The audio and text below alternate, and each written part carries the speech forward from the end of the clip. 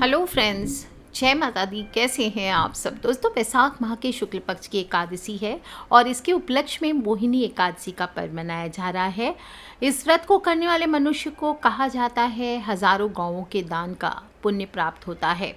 भगवान विष्णु को एकादशी तिथि अत्यंत ही प्रिय है और जो स्थान नदियों में गंगा मैया को प्राप्त है वही स्थान व्रतों में एकादशी को भी प्राप्त है। और कहा जाता है कि अगर आपकी कोई मनोकामना पूर्ण नहीं हो रही है तो एकादशी का व्रत रखें, सच्चे मन से करें तो आपकी कोई मनोकामना अधूरी नहीं रहती है। वैसाख माह की एकादशी, इसी दिन भगवान विष्णु ने मोहिनी अवतार लिया था। जब समुद्र मंथन में अमृत प्राप्त हुआ तब देवताओं और असुरों के बीच जब युद्ध छिड़ गया, दोनों ही इसे प्राप्त करने के लिए आतुर हुए। तब भगवान विष्णु ने अत्यंत ही खूबसूरत महिला का रूप धारण कर दैत्यों को आकर्षित किया और तब तक देवताओं ने अमृत पी लिया। इस तरह मोहिनी ने संपूर्ण जगत में फिर से धर्म की स्थापना की। भगवान विष्णु के मोहिनी रूप की एक और चर्चा शिव पुराण में आती है। भस्मासुर ने शिवजी से वरदान प्राप्त करके शिवजी को ही जब भस्म करने लगा तब विष्णु ने मोहिनी रूप लेकर भस्मासुर को स्वयं से भस्म करवा दिया था। अतः मोहिनी एकादशी अपने आप में बहुत ही विशिष्ट एकादशी है और इस दिन भगवान विष्णु का ध्यान करने से, मंत्र जप करने से, पूजन करने से अखंड पुण्यों की प्राप्ति होती है। इस व्रत को करने से मनुष्य के पुराने से पुराने पाप नष्ट होते हैं और कहा जाता है कि संसार के सभी सुखों को भोगता हुआ व्यक्ति अंत में प्रभु के धाम को प्राप्त होता है। जब एक बार युधिष्ठिर श्री कृष्ण भगवान को इस एकादशी का महात्म्य पूछते हैं, श्री कृष्ण भगवान युधिष्ठिर को मोहिनी एकादशी की कथा सुनाते हैं और यह वही कथा है जो महर्षि वशिष्ठ जी श्री रामचंद्र जी से सुनाए थे, जिसके अनुसार सरस्वती के तट पर भद्रावती नगरी में चंद्रवंशी राजा द्युतिमान के राज्य में धनपाल नामक अत्यंत धर्मालु वैश्य रहता था। धनपाल के 5 पुत्र थे, परंतु सबसे छोटा 5वां पुत्र धृष्ट बुद्धि महापापी था। वह पितृ आदि को नहीं मानकर कुकर्मों में लिप्त होकर पिता के धन को नष्ट किया करता था। इसी कारण धनपाल उसे घर से निकाल चुका था।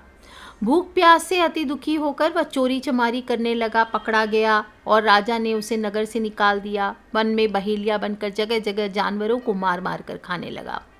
एक दिन भूख प्यास से व्यथित होकर घूमता हुआ कौंडिन्य ऋषि के आश्रम में पहुंचा, जहां पर ऋषि गंगा जी में स्नान कर रहे थे। ऋषि के भीगे हुए वस्त्रों के छींटे उस पर पड़े तो उसे सद्बुद्धि की प्राप्ति हुई।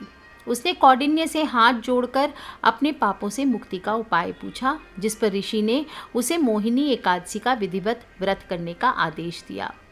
धृष्ट बुद्धि ने ऋषि के आदेशों का पालन किया, जिससे सब पाप नष्ट हो गए और मोहिनी एकादशी के विधिवत पूजन व्रत उपाय से कहा जाता है कि मनुष्य को निंदित कर्मों से भी छुटकारा मिलता है, मोह बंधन से तो मुक्ति मिलती ही है, साथ ही साथ 1000 गौदान के बराबर फलों की प्राप्ति होती है। तो बोलिए श्री हरि विष्णु भगवान की जय।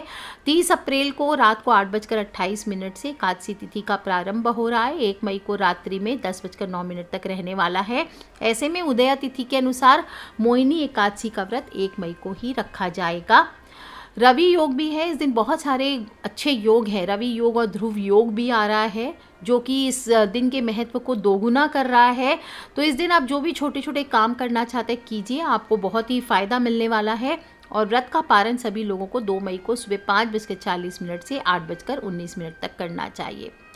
दशमी तिथि से ही नियमों का पालन करें। मांस, मदिरा, प्याज, लहसुन आदि का सेवन ना करें। रात्रि को पूर्ण ब्रह्मचर्य का पालन करते हुए भोग विलास से दूर रहकर भगवान विष्णु का ध्यान करिए। ओम नमो भगवते वासुदेवाय का जप करते हुए सोएं।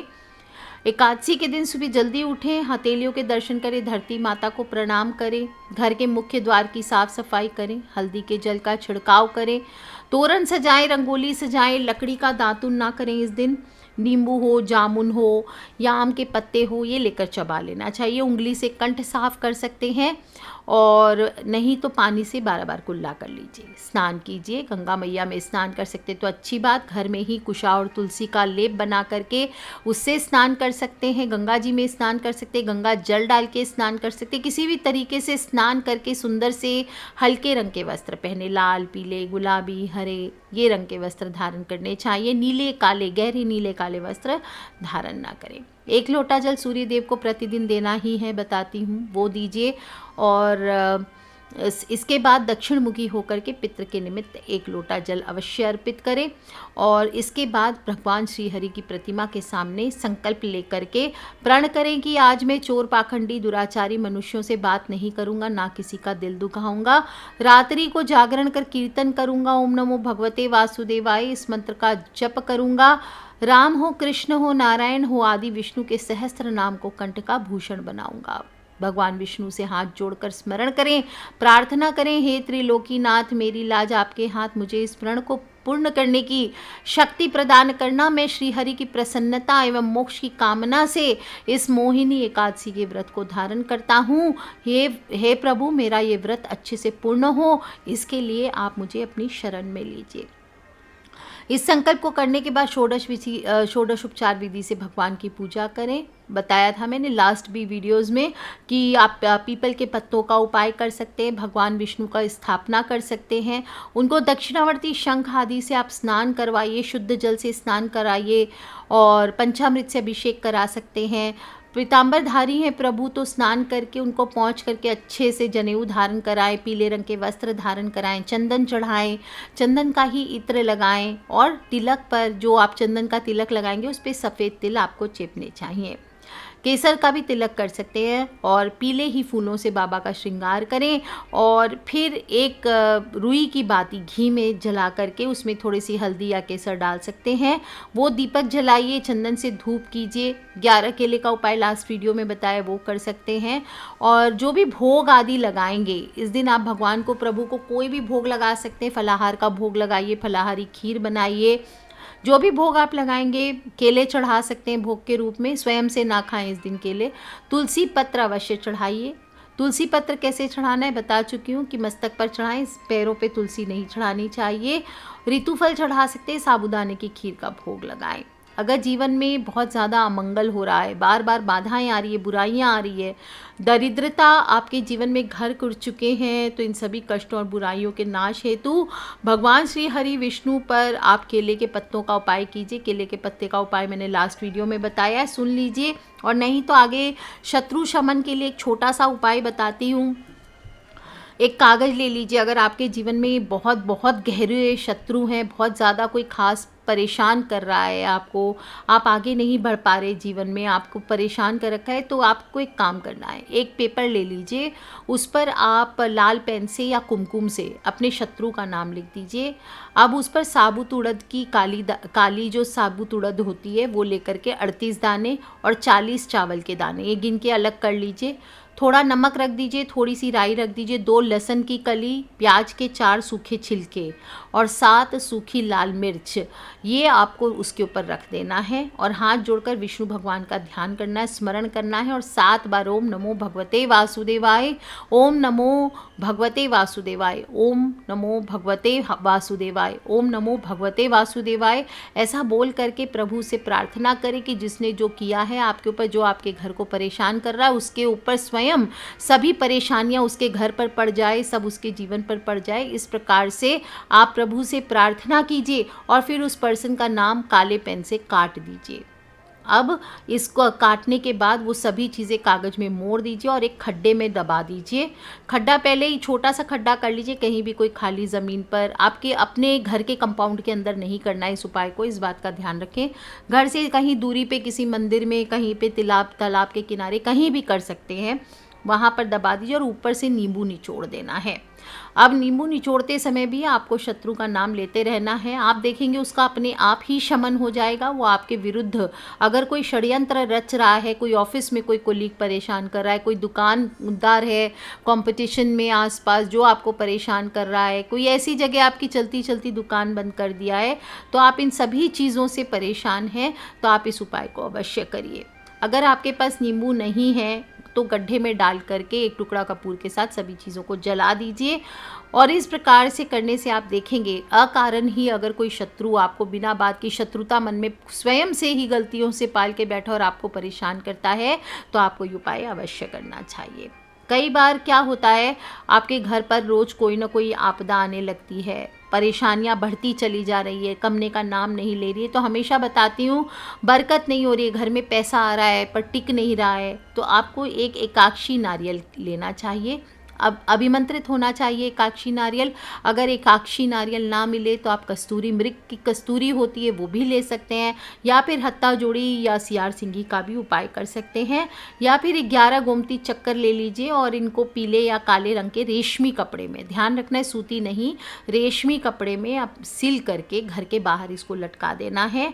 और ध्यान रखें इसे आप हर साल बदलते रहें। 3 साल के बाद ये जो गोमती चक्कर होते हैं ये निष्क्रिय हो जाते हैं, तो इनको फेंक देना चाहिए और नए सिद्ध गोमती चक्र आपको लगाने चाहिए।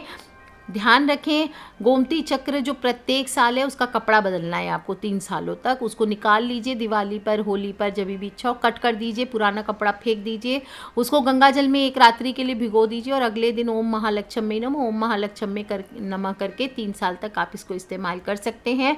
सिद्ध किए हुए 88,000 मंत्रों से अभिमंत्रित गोमती चक्र होने चाहिए। और ये ध्यान रखना चाहिए किसी के भी मुफ्त में दिए गए गोमती चक्र या कहीं से भी उठाकर ऐसे ही नहीं उपाय करने चाहिए, नहीं तो कोई आपको इनके द्वारा बांध भी सकता है। किसी के भी दिए हुए गोमती चक्र इस्तेमाल ना करें। अगर गोमती चक्र नहीं है आपके पास और फिर भी लक्ष्मी के उपाय आपको करने हैं माता लक्ष्मी के, तो आप ये उपाय जो मैंने बताए हैं ये अगले किसी भी गुरुवार या एकादशी को भी आप कर सकते हैं। जो भी शत्रु नाश के उपाय हैं किसी भी शनिवार के दिन आप कर सकते हैं, सोमवार को कर सकते हैं। और मोहिनी एकादशी है तो शाम के समय तुलसी माँ की पूजा अवश्य करें। जल नहीं चढ़ाना है, तुलसी पत्र तोड़ना नहीं है, सिर्फ माँ के सामने हाथ जोड़ करके खड़े हो जाइए, एक देसी घी का दीपक जला लीजिए और बोलिए ओम श्री तुलसी विद्महे विष्णु प्रियाय धीमहि तन्नो वृंदा प्रचोदयात्। ओम श्री तुलसी विद्महे विष्णु प्रियाय धीमहि तन्नो वृंदा प्रचोदयात्। इस मंत्र का 11 बार जप करते हुए परिक्रमा करनी चाहिए। इस दिन आपको हल्दी की गांठ भी, आप अगर कुछ ना हो तो 11 हल्दी की गांठ विष्णु भगवान पर चढ़ा के ओम श्रीम ह्रीम शिम कमले कमलालय प्रसीद प्रसीद श्रीम ह्रीम शिम ओम महालक्ष्मी नमः या फिर ओम श्री महालक्ष्मी नमः, इस मंत्र का जप करके माता लक्ष्मी के सामने आप माता लक्ष्मी के आगे हाथ जोड़ करके इन हल्दी की गांठों को अगले दिन उठा के पीले कपड़े में बांध के तिजोरी में भी रख सकते हैं। दोस्तों, बिना दान के कोई भी व्रत हमारे धर्म में पूरा नहीं माना गया। बैसाख माह का महीना है, गर्मी चरम सीमा पर होती है। इस दिन आते जाते राहगीरों को पानी पिलाएं, प्यासे पशु पक्षियों को पानी पिलाने की व्यवस्था करें, अन्न हो, जूते चप्पल हो, छाता हो, इनका दान कीजिए। और इस दिन देवी लक्ष्मी के 12 नाम स्तोत्र का भी पाठ कर सकते हैं। कोई भी पशु पक्षी जीव आपके द्वार पर खाने पीने आ जाए तो उसे भगाना नहीं है, उसके लिए पानी का इंतज़ाम अवश्य करना है। इस दिन चावल हो, जौ हो, नॉनवेज हो, प्याज लहसुन हो, मांस मदिरा हो, इनका सेवन नहीं करना चाहिए। सात्विक भोजन करें, सात्विक ही विचार रखें, दाढ़ी मूछ बाल आदि ना कटाएं। इस दिन ऐसा करने से आप पाप के भागी बनते हैं। स्त्रियों को भी इस दिन हेयर वॉश आदि नहीं करना चाहिए। इस प्रकार से छोटी छोटी बातों का ध्यान रखते हुए, ब्रह्मचर्य का पालन करते हुए, पति पत्नी मिलकर भगवान श्री हरि विष्णु का ध्यान करते हुए समय को व्यतीत करें। ना तो सुबह तो जल्दी उठना ही चाहिए, दोपहर को भी नहीं सोना चाहिए अनटिल अनलेस आप बहुत ज़्यादा बीमार ना हो। और रात्रि को भी जागरण करते हुए, प्रभु का नाम स्मरण करते हुए, कीर्तन करते हुए आपको समय व्यतीत करना चाहिए। अगले दिन सुबह व्रत का पारण अवश्य करें। किसी ब्राह्मण को, किसी गरीब को थोड़ी दान दक्षिणा देकर, भोजन करवा करके या सीधा दे करने के बाद ही आपको अब स्वयं भोजन करना चाहिए। तो दोस्तों, अद्भुत एकादशी आई है, मोहिनी एकादशी, और कहा जाता है आपके शत्रुओं को जिस प्रकार से मोहिनी रूप धारण कर दैत्यों को उखाड़ फेंका था, भगवान श्री हरि विष्णु ने इसी प्रकार से इस एकादशी पर अगर आप छोटा सा उपाय करते हैं तो आपके भी शत्रुओं को जड़ से उखाड़ कर फेंक देती है ये एकादशी। रात को बस आपको चुपचाप मिट्टी में ये छोटी सी चीज़ दबा देनी है जो मैंने बताई, और फिर देखिए प्रभु का स्मरण करते हुए दिन को व्यतीत करिए। किसी भी प्रकार के शत्रु हो, बुरी नज़र हो, बाधा हो, आपका जीवन में कुछ भी नहीं बिगाड़ सकेगी। आज के लिए इतना ही दोस्तों। खिलखिलाते रहे, मुस्कुराते रहे, और आप सभी को इस मोहिनी एकादशी की, अद्भुत एकादशी है, मोहिनी वशीकरण भी होता है, बहुत ज़बरदस्त अप्सरा थी मोहिनी, उसके बारे में भी फिर कभी बताऊंगी। आज के लिए इतना ही दोस्तों। खिलखिलाते रहे, मुस्कुराते रहे, अपने अपने फ्रेंड्स, फैमिली, मम्मी पापा, भाई बहन, बच्चे सभी लोगों से इन वीडियोस को शेयर करना बिल्कुल ना भूलें, क्योंकि हमें नहीं पता कौन सा उपाय कब किसकी लाइफ बदल दे। So love you all friends, take care. जय माता दी, बम बम भोलेनाथ की जयकारा, शेरावालीदा बोल, सांची दरबार की जय। बोलिए श्री हरि विष्णु भगवान की जय, लक्ष्मी मैया की जय।